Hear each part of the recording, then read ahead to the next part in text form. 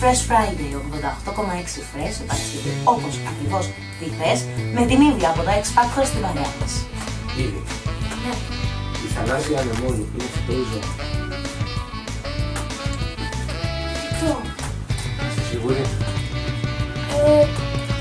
Ναι. Είσαι σίγουρη?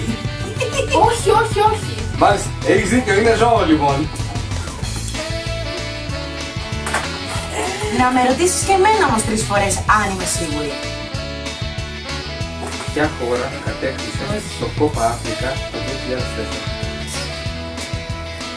Κοίταξε. Είναι από την Αφρική. Κόπα Αφρικα είναι αυτό. Ναι. Φαντάζομαι θα είναι κάποια αφροκανική.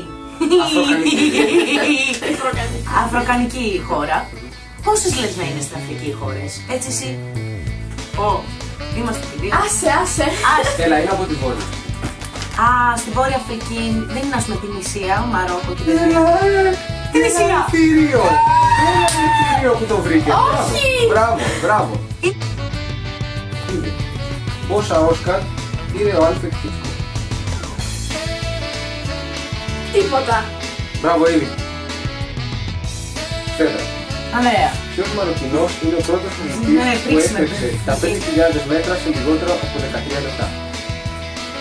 Σε λιγότερο από πόσα λεπτά? Από 13. 13. Ναι. Μαροκινός. Ναι. Αθλητής. Πολύ. Πόσο? Πολύ. Το μικρό του? Σαΐd. Σαΐd. Ναι. Σαΐd Μαχμούτ. Ο Σαΐd Αουίτα είναι, Φέδρα. Έχασες.